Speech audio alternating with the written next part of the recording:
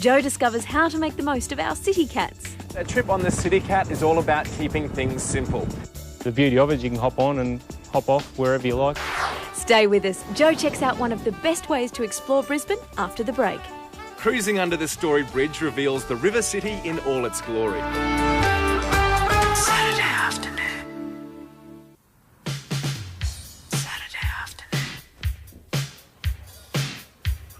Sometimes it's the most simple activities that can prove to be the most enjoyable. Take a tour on Brisbane City Cats, for example. Easy, cheap and accessible. In fact, the only overwhelming thing about these cats is just how successful they've been. The City Cats have been extremely successful.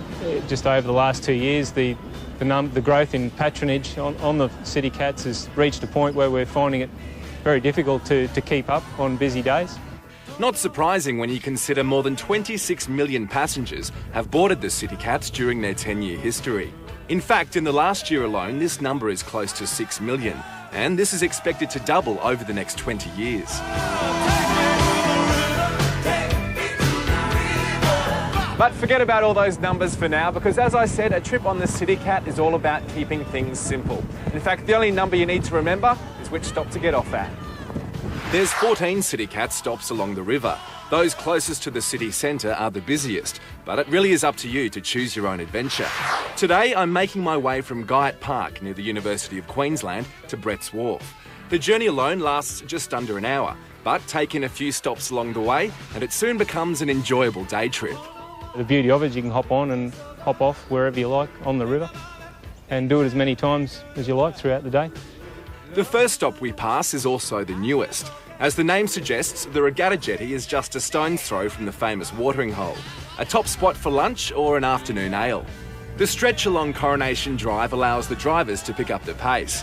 City Cats have a low wash design which minimises disturbance to other river users and also reduces the impact of waves against the riverbank. Cruising under the William Jolly Bridge gives a great perspective of the city and also showcases some of Brisbane's latest additions, like the new museum building and City Council's impressive new headquarters.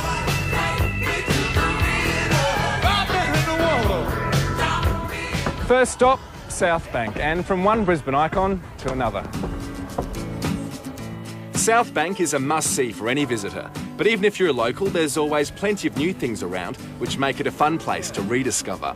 This is Steam Cafe near the playground at South Bank. It's a good place to grab a coffee and do a bit of people watching. It's a bit like Spot the Tourist. With over 30 cafes and restaurants, South Bank offers a good mix of relaxed and formal dining at any time of day. Plenty of activities to amuse the kids means parents can relax as well.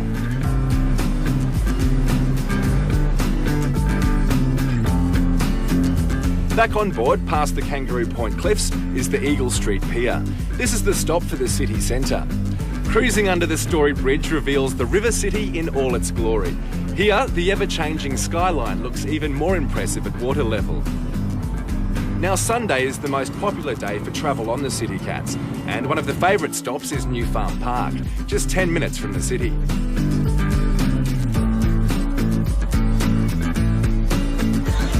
This would have to be a front-runner for being the best playground in Brisbane. In parts, it's hard to know where the playground starts and these beautiful banyan routes begin. Simple pleasures don't get any more enjoyable than this. Pack a picnic or grab some lunch at the nearby cafes, and an afternoon in the park can easily turn into a relaxing mini-break right in the middle of town.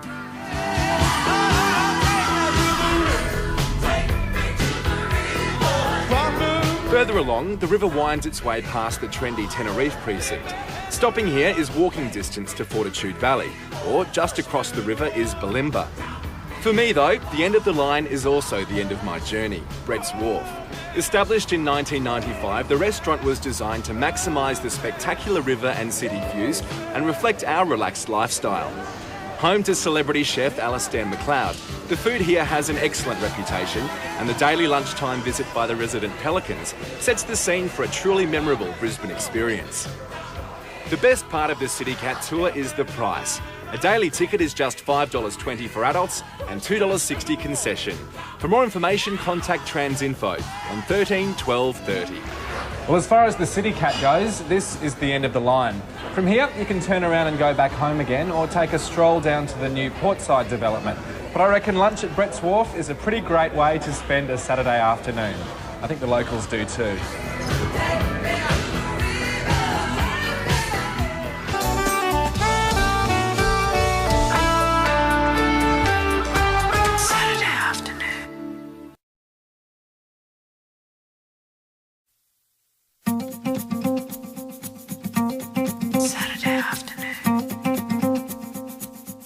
In a fast-moving city, the chance to slow things down a bit is always welcome.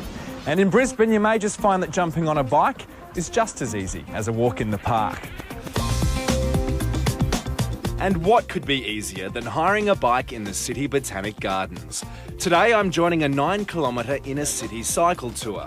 Our guide is a semi-retired history buff who now shares his love of bikes and Brisbane with tourists.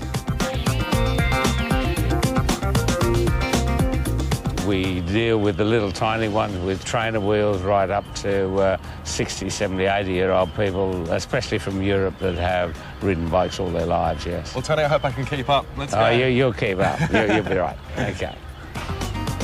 There's now close to 600 kilometres of bike tracks throughout Brisbane, so it's up to you to choose your own adventure. For us, though, let's start at the very beginning.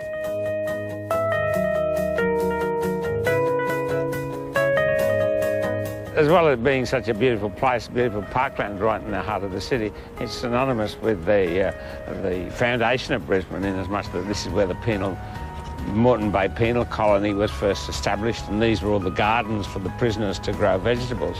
And gee, even with the drought, the grounds just look beautiful. You know, a lot of staff put a lot of work into these, and they're using recycled water to keep them going and so forth. So a lot of effort goes into the gardens, and well worth a look around. After meandering through an enviable collection of flora, our path winds its way onto one of Brisbane's more recent additions, the Goodwill Bridge. If you could use your imagination, this is the old port of Brisbane, so going way back to the 1840s and 1850s, this is where all of the ships came to Brisbane with passengers, with goods. They took away wheat and coal and everything else. So this was a very, very busy area. Built as a footbridge in 2001, this 102-metre long, 15-metre high cross-river link happily accommodates more than 60,000 pedestrians and cyclists every week. Now, depending on the tour you choose or your own itinerary, a right turn at the end will take you into South Bank. Today, though, we're taking a left and heading for the Kangaroo Point Cliffs. These pieces are part of a series of art that's all the way down through the sculptor boardwalk here at the cliffs. Put in during Expo 88, the work is called Man and Matter, a bright and interesting feature against the cliffs and the city skyline. Now, it's not until you actually get on a bike that you can appreciate just how good these paths are. There's no stop-starting, just a continuous flat stretch and a brilliant view from every angle. Our tour takes us around past Thornton Street and to the park under the Story Bridge. Here, Tony recalls the setting of one of Brisbane's most gruesome murders back in 1848. His legs were actually down on the middle waterline of the river. His torso was actually in the long grass just the other side of the hotel. His head was actually propped up in a timber frame of a new building that was being erected, and they found all his insides down the well. Well, who done it? You'll just have to join the tour to find out. Or a book called The Main Inheritance also has the answers. For us, though, with limbs intact, it's on to a real high point of the ride, the Story Bridge.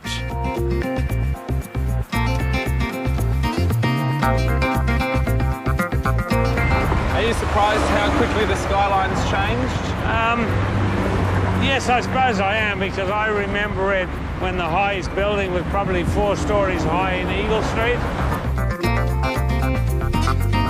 More examples of new Brisbane meet us at the Riverside Centre. For many city workers who have taken up Mayor Campbell Newman's challenge to ride to work, this is where their days start. In fact, the Brisbane City Council is so keen to get more bums on bikes, they've released this interactive CD-ROM. It has detailed maps of all the Brizzy bikeways, as well as helpful hints on bike maintenance, safety, and how to plan your day when swapping the car for pedal power. Give Council a call to order your copy or receive one free when purchasing a new bike of your own. To hire a bike or join a tour, call into Valet Cycle Hire and Tours at the main gate on Alice Street in the Botanic Gardens. 1 hour's hire is $15 and $7.50 for kids. Well, a comfortable round trip, done in about, what, an hour? Yes, easy an hour, nice easy ride. Brisbane's just made for bicycling, so get out and enjoy it. Thanks, Joe. What a fun way to get a new perspective on our city.